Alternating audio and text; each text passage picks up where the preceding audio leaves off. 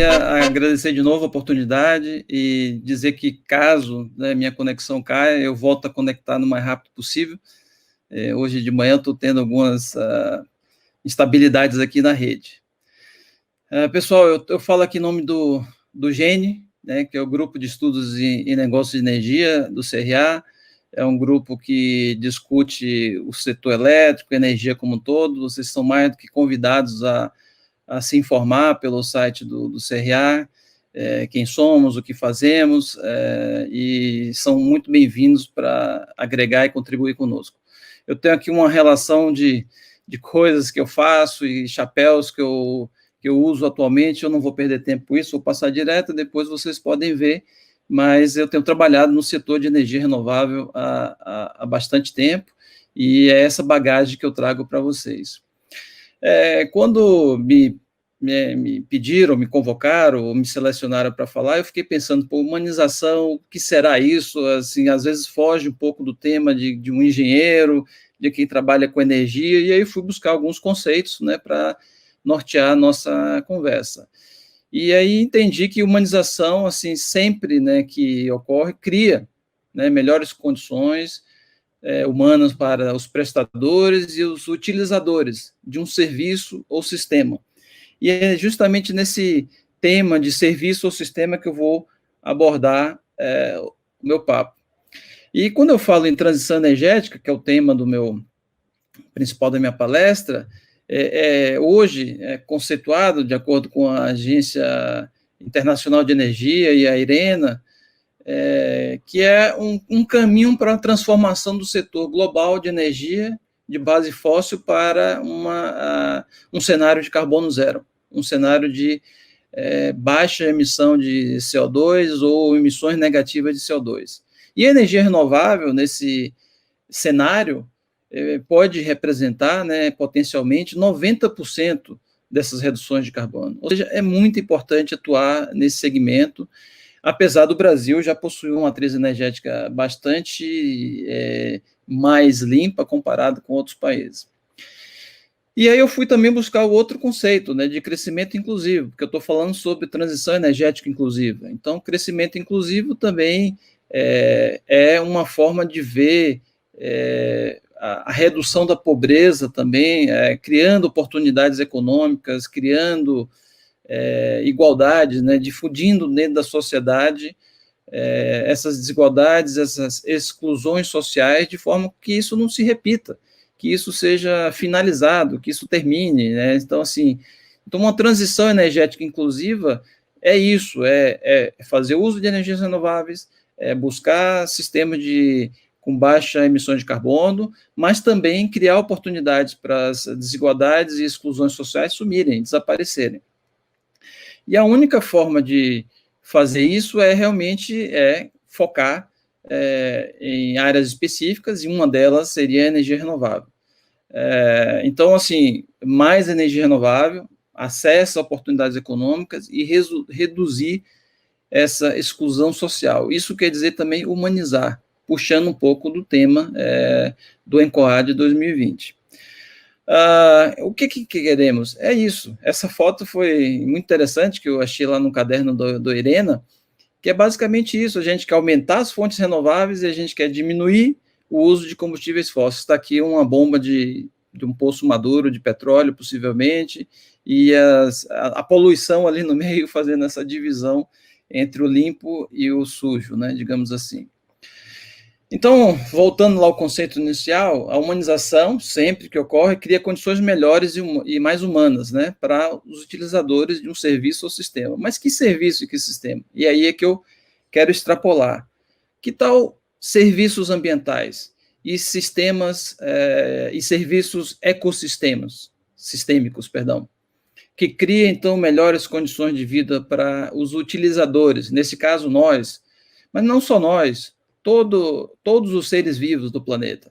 Então, seria correto afirmar, dentro daquele contexto de universalização e da qualidade de que isso cria para os utilizadores do sistema, que também, no oposto, se a gente tem serviços ambientais de qualidade, isso melhora os serviços ecossistêmicos e isso cria melhores condições de vida para os utilizadores desses serviços, que somos nós, em última instância. Então, como preservar esses serviços ambientais fornecidos, né, pelo nosso planeta ecossistêmicos, para manter e criar melhores condições de vida para os usuários globais, que somos nós? Bom, só para mostrar aqui, pessoal, essa é uma foto que normalmente é da NASA, mas quem difunde muito essas duas fotos é o ex-presidente Al Gore, e você vê ali a camada fina da atmosfera numa curvatura do planeta Terra. Quer dizer, não é nada. Essa é a camada fina em que a gente está emitindo todos esses poluentes através das ações antrópicas e principalmente queima de combustíveis fósseis. Então, é nessa área, digamos assim, entre o mar e a terra e o espaço, que a gente tem que atuar.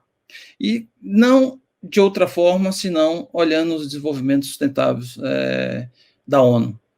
Se não existe como a gente cuidar do nosso ecossistema, humanizar esse planeta, e às vezes eu fico preocupado com o termo da humanização, porque a gente também tem que olhar os animais, as plantas, todos os biomas, todos os seres vivos desses planetas que estão interligados de alguma forma, se não olhando para os objetivos do desenvolvimento sustentável. Eu vou abordar um pouco mais isso adiante, mas para um mundo resiliente e mais humano, a gente tem que pensar em formas de sermos mais resilientes a pandemias, trazendo já um foco bem contextual, né, bem atual, desculpa, ligados a essas mudanças climáticas e a destruição desses ecossistemas. Não é à toa que a gente chegou nesse ponto que estamos hoje.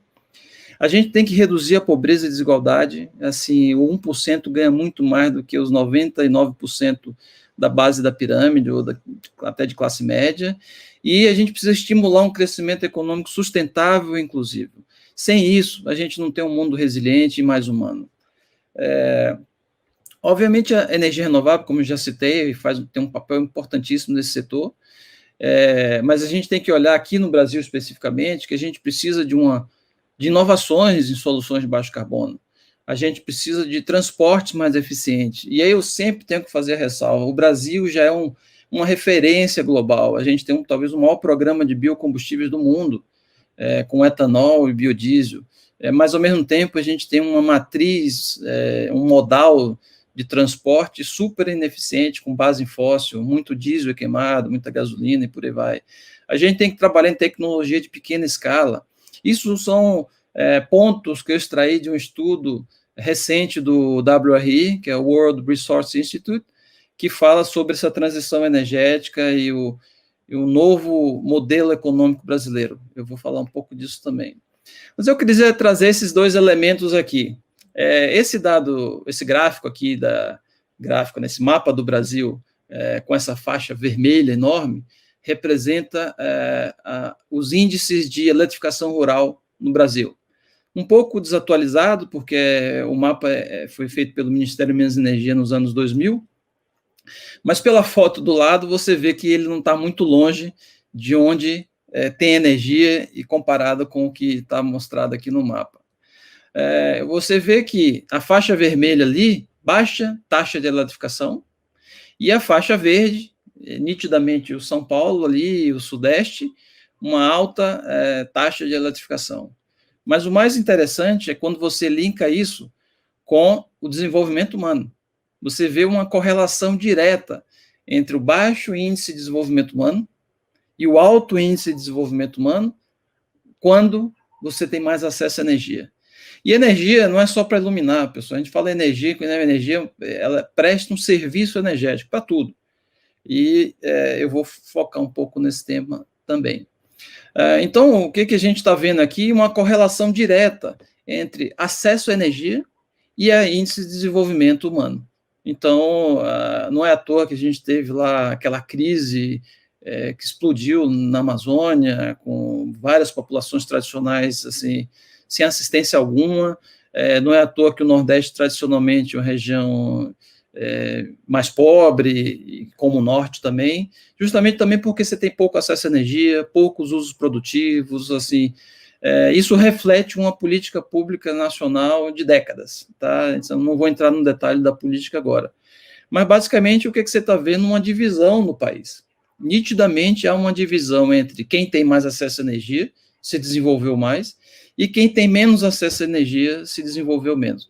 Daí a importância dessa transição energética inclusiva, de levar energia para quem não tem, mas criar condições para que essa energia seja transformadora, né? Então, só um panorama aqui, quer dizer que essas regiões, ou a região norte, nordeste, né, os biomas também da Caatinga, do Cerrado e da Amazônia como um todo, prestam relevados serviços ecossistêmicos, não só para o Brasil, mas para o mundo. Mas em contrapartida, a região de menor acesso à energia e menor índice de desenvolvimento humano do país, e com menor inclusão econômica do país. Isso está refletido muito bem nessa foto do Brasil à noite. Isso são fotos só para ilustrar o que eu estou querendo dizer com relação ao acesso à energia. Isso foi uma foto que eu mesmo tirei, sobrevoando em algum momento lá, em alguns projetos que eu trabalhei na Amazônia com eletrificação rural. E se você olhar na foto aqui de cima, você vê pequenas populações, cada pontinho branco desse é uma casa flutuante no rio, que presta um serviço de conservação, que mantém uma ocupação na Amazônia. A Amazônia, a gente pensa que é um grande deserto, não é, tem bastante gente espalhada, bastante gente vivendo disso, e uma das formas que está sendo considerada lá é levar energia solar. Mas, ao mesmo tempo, essas populações vivem nessas condições, pessoal. Aqui você tem à esquerda, aqui embaixo, esses baldes, esse azul, esse balde de prata aqui, se eu lhe disser que é essa água de beber, vocês vão ficar abismados. Então, essa é a água de beber, que basicamente vai passar por um filtro cerâmico. Do lado direito, aqui embaixo, você tem também uma água com peixe, que esse vai ser o peixe do almoço, também cozinhado nessa mesma água. E ali em cima, à direita, você vê uma forma de conservação de alimento, que é a secagem, e isso explica também o alto índice de alta pressão na população tradicional, porque usam muito sal para salgar, para conservar. Então, uma população que tem problemas de saúde porque precisa, né, recorrer para esse tipo de recurso para conservar alimento. E acima à esquerda você vê uma comunidade típica. Aqui embaixo, por acaso, a gente instalou um sisteminha de bombeamento solar, tem uma mangueira subindo, mas esse paredão aqui, quando o rio baixa, equivale às vezes a um prédio de 5 andares. E você vê essa escada aqui improvisada de madeira, as pessoas levam água na cabeça, um balde de 20, 30 quilos, para cima e para baixo o dia inteiro. E normalmente isso é feito por mulheres e crianças. Então, voltando à questão dos Objetivos de Desenvolvimento Sustentável, quando a gente está falando de acesso à energia, a gente basicamente está falando do ODS 7, acesso à energia limpa, moderna, renovável, que está totalmente em linha com essa transição energética que o mundo precisa. Mas eu não posso, de forma alguma, considerar que, ao falar de energia, eu estou falando também de... desculpem, eu apertei o botão errado aqui. Eu também estou falando de erradicação de pobreza. Sem energia, como é que eu vou levar usos produtivos, transformação, conservação de alimento, para reduzir a fome, para criar condições de conservar alimentos para períodos de seca? Como é que eu posso levar energia para vacina, em postos de saúde no meio da mata, soros antiofídicos, outros tipos de soro para vacinar? Tem muita malária na região. Como é que eu posso levar educação de qualidade se eu não tenho acesso à energia para uma educação à distância com EAD? Vocês viram as distâncias, às vezes levam 12 horas, 15 horas, 24 horas para chegar de um ponto para o outro de barco. Como é que eu levo educação para essa população?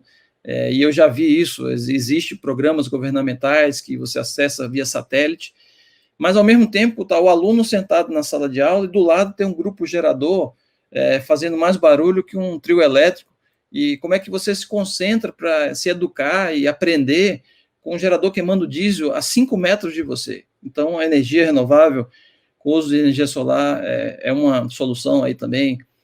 A questão do gênero, eu acabei de mencionar, são as mulheres que basicamente que carregam água, que coletam lenha. Assim, se eu não levo energia para um bombeamento de água ou para algum outro tipo de demanda, para lavar roupa, uma máquina de lavar roupa, as mulheres é que têm que fazer isso na beira do rio, se expondo a várias doenças ginecológicas, isso é fato que eu estou falando. Se eu não levo energia, como é que eu vou bombear e limpar a água, processar, limpar, filtrar para essas populações? Se eu não levo energia também, como é que eu vou criar um crescimento econômico naquele local? Então, você vê que energia cria uma série de oportunidades de combater a pobreza, incluir essa população, reduzir essas desigualdades, cria oportunidades para reduzir emissões, criar cidades e comunidades sustentáveis. E além, é claro, de combater as alterações climáticas, que é o que a gente está, num sentido mais amplo, tentando fazer. Então, a energia como um fator de desenvolvimento, de inclusão social, de humanização, é importantíssimo. Eu trouxe algumas lâminas aqui, eu tenho acho que mais 5 minutinhos para finalizar. Isso só mostra alguns números globais de acesso à energia ou falta de acesso à energia. Eu vou olhar, só citar aqui, esse número aqui de 1,2 bilhões de pessoas sem acesso à energia foi de 2010. Em 8 anos, a gente chegou a menos de 1 bilhão de pessoas. Ainda assim é muito. O uso de fontes renováveis aumentou de 16,3% para 17,3% em 7 anos. É nada isso. Aumentou 1%. É verdade que isso agora está aumentando bastante, mas a gente precisa acelerar essa curva. Então, assim, uma transição para uma economia de baixo carbono inclusiva, ela requer também um dado retirado de um estudo do WRI, uma infraestrutura de qualidade, inovação industrial, com novas tecnologias verdes, uma agricultura sustentável, também autossuficiente, a melhorar a produtividade ao invés de expandir a área. A gente já tem área demais degradada que pode ser utilizada para a agricultura. A gente não precisa desmatar mais nada, a gente precisa só melhorar a produtividade nas áreas existentes. Esses são pequenos insights sobre o que é possível fazer. E esse estudo traz essa referência aí, eu vou dar um zoom no estudo, de uma nova economia para o Brasil, que inclui, necessariamente, eletrificação da matriz, então a gente está falando de veículos elétricos e mais fontes renováveis, e eletrificação de várias outras coisas, não só veículos. E o zoom que eu estou querendo dar é exatamente o modelo BAU, que é o Business as Usual, o modelo atual. Se a gente usa modelos mais eficientes, com recuperação de área degradada, aumento de produtividade e uso dos ecossistemas de forma apropriada, você tem um aumento de bilhões de dólares no PIB brasileiro. E, obviamente, uma redução enorme também, quase 30% das emissões de CO2. Então, esse é um modelo que a gente tem que seguir. Então, esses resultados indicaram que, na prática, que práticas sustentáveis e de baixo carbono geram um crescimento de PIB de mais de 2 a quase 3 trilhões de reais até 2030, comparado com a trajetória atual. Meu tempo está acabando, eu acho que eu estava faltando aqui, foi em cima do relógio. Esse é o nosso grupo, lá do OGENE, tem aí, vou ler todo mundo, só os primeiros nomes, o Adalberto, o André, o Armando, eu, a Clarice, o Eduardo, o Fernando, que é o coordenador do grupo, o Jaime, a Juliana, o Luciano, o Luiz, Ricardo, o Marcelo, a Mônica, o Rinaldo, o Rodrigo, o Rogério, o Sérgio, a Sueli, e aqui ficou embaixo escondido para mim, mas é a Virgínia. Então, esse é o nosso grupo, eu falo aqui em nome deles, que me elegeram para estar aqui, agradecer aí a parceria de vocês e a credibilidade de que eu ia entregar uma apresentação bem feita. Bom enquadre para todos e até a próxima. Eu acho que agora eu vou encerrar meu compartilhamento e fico aí aguardando os próximos 10 minutos de pergunta. Obrigado. Obrigada, Aurélio. Verdade, a gente tem aqui algumas perguntas já feitas, né? Eu vou partir para a primeira. A Natália Facnet Dias Pérez, ela inclusive participou com algumas perguntas. Muito obrigada, viu, Natália, pela sua contribuição. Bom, ela quer saber o seguinte: as péssimas condições de logística de nosso país também impactam no setor energético sustentável? Sim, com certeza. A gente tem um modal de transporte todo baseado no diesel, né? A gente não tem ferrovias, a gente não tem infraestrutura elétrica para carros elétricos ainda, a gente não usa hidrovias, assim, com a costa do jeito que a gente tem, com os rios que a gente tem.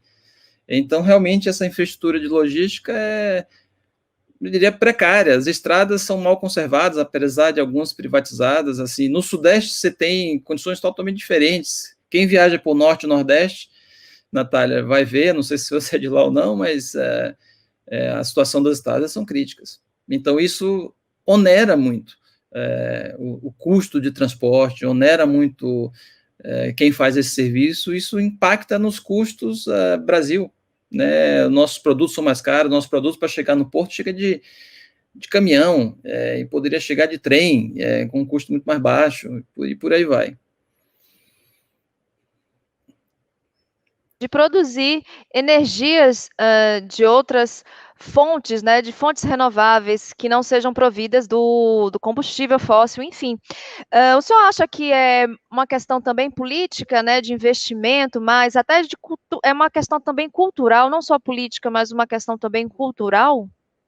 Eu perdi a primeira parte da sua pergunta, Maria, mas eu estou entendendo se é questão de política pública favorável para novas energias, Exatamente. Eu né? comecei dizendo que o Brasil tem condições naturais, recursos naturais para proporcionar Sim, outras fontes energéticas, né? E aí eu sim. parto para uma questão que é uma questão política e também cultural. Olha, como eu falei no início, o Brasil já possui uma matriz energética muito mais renovável que o resto do mundo. Sim. Poucos países se aproximam a gente. Cita-se a Noruega, mas o Canadá, que usa muito o hidro também. Em alguns países da América Latina, às vezes Costa Rica tem 100% da sua energia de fonte renovável em algum momento, mas usa muito geotérmica. O Brasil possui um mix energético fantástico. Solar, eólico, biomassa, hídrico, existem políticas, cada vez mais as fontes renováveis estão mais competitivas. Se você olha os últimos resultados de leilões, praticamente não existe fonte de geração mais barata que a solar e a eólica, né? Então, hoje a energia eólica é a segunda principal fonte de geração de energia elétrica no Brasil. Em terceiro vem a biomassa de cana-de-açúcar, por exemplo, aqui no Sudeste. Em primeiro vem a hidro, mas a hidro vem de longe na frente, com 70%. Então, existem políticas, talvez ampliar essas políticas, né? Sim, e cada vez mais está mais viável investir em fontes renováveis pelas questões que eu falei de custo. Então, o Brasil não está tão ruim assim nesse segmento. Eu só não gosto quando a gente vai ampliar o uso de fósseis, carvão, gás, essas Uhum. coisas. A gente não precisa disso. A gente tem outras fontes aí. Perfeito. Bom, a Natália, mais uma vez, ela quer saber o seguinte: quais são as principais dificuldades que uma pessoa tem quando ela investe, né, nesse setor de energia sustentável, renovável? Natália, a dificuldade talvez principal seja o desconhecimento, né, do tema. Fontes renováveis de energia, ou a geração de fontes renováveis de energia é marcada por uma característica muito particular, que é o custo inicial é mais elevado. Contudo, você tem um custo operacional muito mais baixo. Então, por isso que os retornos financeiros se dão. Então, se você vai botar energia solar na sua casa, você vai fazer um investimento que, dependendo do tamanho da sua casa, você vai colocar o equivalente a um preço de um carro popular em cima do seu telhado em painel solar. Contudo, você vai ter energia nos próximos 25 anos já paga na frente, né? A mesma coisa com uma usina eólica, com uma usina solar de grande porte. Você faz um investimento inicial elevado, mas ao longo dos anos o seu combustível é gratuito. Então, talvez a principal dificuldade hoje da pessoa física não é nem a falta de financiamento, mas é o acesso a esse financiamento que existe, porque normalmente os financiamentos demandam garantias, mas existem hoje talvez mais de 70 linhas de financiamento para energia solar, por exemplo, geração distribuída no Brasil. Então, cada um fazer o seu papel, ir atrás disso, buscar essas soluções, porque elas estão viáveis, o tempo de retorno de investimento é cada vez mais curto, e se cada um fizer o seu papel, a gente incrementa essa matriz renovável no Brasil.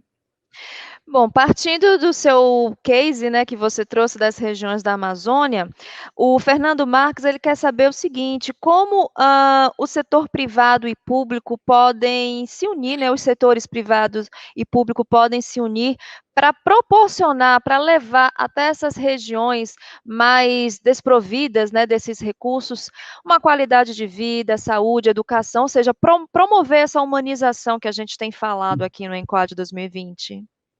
Obrigado, Maria. Obrigado, Fernando, amigo Fernando aí.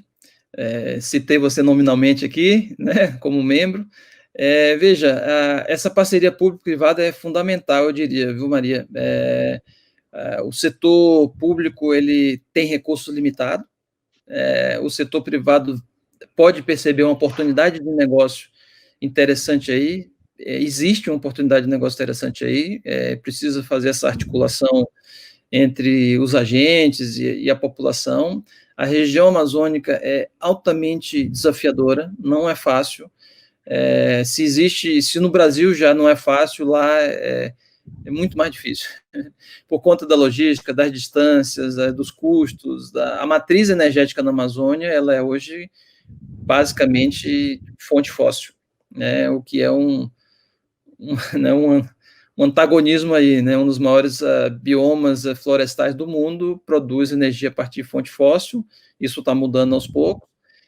Então, Fernando, eu acho que realmente essas parcerias público-privadas bem estruturadas, em que você envolva os agentes que são digamos, de competência de atuação naquela região, por exemplo, eletrificação rural está a cargo das concessionárias, elas é que são mandatadas para desenvolver seus planos, seus programas de eletrificação rural. E hoje elas são privatizadas. Então, essas parcerias público-privadas já estão acontecendo, mas, obviamente, poderiam ser ampliadas com novos entrantes, com novos parceiros. Assim, eu acho que há um desconhecimento sobre essa oportunidade também. Representa um pequeno negócio comparado com o negócio energia brasileiro, menos de 1% da energia elétrica gerada no Brasil é consumida lá na região norte, nesses sistemas isolados. Então, realmente, existe oportunidade, mas mais do que uma oportunidade de oferecer energia, mas, como você falou, uma oportunidade de desenvolvimento. Esse é que é o principal foco. E aí você gera inúmeras possibilidades de bioeconomia e economia inclusiva na Amazônia, com óleos vegetais, com produtos florestais não madeireiro, produtos florestais de manejo, pesca, e por aí vai. Então, muitas oportunidades, Maria. Onde as pessoas, né, interessadas em entrar nesse setor da energia sustentável pode encontrar informações, pode se aprofundar mais, até para se tornar um difusor, né, uma pessoa que leve também esse conceito para outros lugares, para outros grupos, regiões? Legal, Maria. Bom, o nosso grupo, né, o GENE, é um ponto de contato para ter informações. A gente está lançando um livro em breve sobre energia solar, e é um livro que já tem bastante informações. Você tem as associações, eu posso falar em nome de uma delas, né, a Associação Brasileira de Geração Distribuída, que tem um site, né, a BGD, que também tem difundido informações sobre como acessar. Hoje, todos os bancos públicos e privados têm linha de financiamento para isso, então é difícil hoje você não ficar informado, né? O problema hoje é o excesso de informação. Então, talvez procurar as associações que podem ajudar você a filtrar um pouco mais, porque você vai na internet, é um mundo de possibilidades. Existem hoje mais de 20 mil empresas de energia solar no Brasil, que surgiram na crise e se ampliaram ainda mais na crise do Covid agora. Então, não é falta de informação, é talvez filtrar essa informação, identificar o que é mais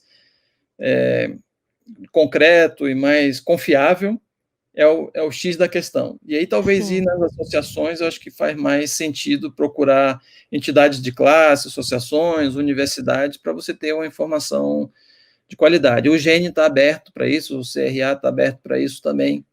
Existe um caso instalado de energia solar no CRA, em algum momento a gente vai fazer um webinar sobre isso, então tem um sistema solar gerando energia neste momento lá no CRA de São Paulo. Exatamente. Bom, a Gabriela Adão Vieira Aurélio, Gabriela Adão Vieira Aurélio, ela quer saber de você o seguinte: se você acredita que metade do mundo pode sair da economia linear até a próxima década? Olha, eu sou um otimista, tá? De natureza, né? Trabalhando há 25 anos com energia solar, se eu não acreditasse nisso, eu tinha desistido lá no primeiro ano, porque não existia mercado, não existia cliente, não existia nada disso. Eu acho que sim que é possível. Eu acho que essa pandemia deu uma chacoalhada, né, geral. A gente tem que olhar essa questão cultural que o professor que me antecedeu mencionou. O Brasil não é um país solidário, eu sinto dizer isso, a gente tem pouca solidariedade aqui no Brasil.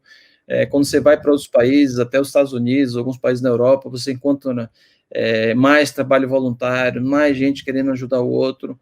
E essa economia circular, sair dessa economia linear, requer isso, né? Requer que cada um dê um pouco de si, que dê o seu melhor em prol do outro, requer que a gente abra mão do individualismo o tempo inteiro e seja um pouco mais solidário. Geração distribuída é uma forma solidária de entregar energia, mas a gente precisa levar isso também para a base da pirâmide. Uhum. Então, eu acho que sim que é possível, Gabriela, mas cada um tem que fazer o seu papel, né? Se a gente fica dentro da nossa caixinha, dos nossos escritórios e, poxa, se eu pudesse fazer algo diferente, não pense sim, não. Faça, dê um passo, e aí, de repente, você consegue aglutinar e gerar um movimento catalisador que vai ajudar nessa transição. Eu acho que sim. Perfeito. Bom, o pessoal do canal LT Force Channel quer saber se você acredita ser possível nos tornarmos um mundo, um planeta sustentável, sem causar tantos danos como estamos causando. Eu não diria nem que é uma questão de possibilidade, eu acho que é uma questão já de necessidade. A gente precisa disso, a gente precisa sair dessa crise climática, a gente precisa rapidamente que os nossos governos, então, assim, a gente tá chegando a eleições aí, aqui no Brasil, mas no mundo todo, a gente precisa escolher os nossos governantes de forma que tenham uma agenda climática favorável para o Brasil e consequentemente, para o planeta. O Brasil tem uma influência muito grande no clima global,